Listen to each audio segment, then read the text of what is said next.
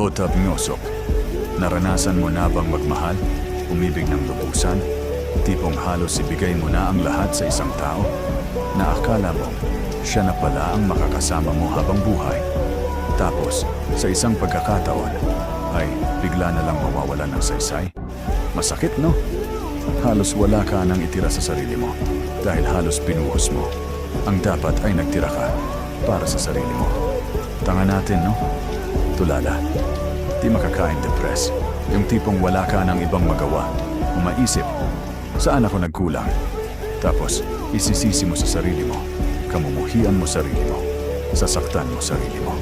Binigay ko naman lahat, pero kulang pa rin.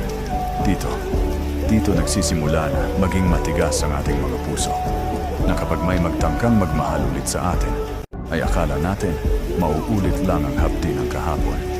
Lahat ng sumuyo sa atin ay ire-reject natin. Takot na tayong masaktan ulit. Takot na tayong maiwan ulit. Takot na tayong matalo sa buhay. Kapag ganito ang nangyayari sa'yo, malamang ay meron ka ng pusong bato. Comment down below sa mga tinamaan. Kindly like and share. Salamat.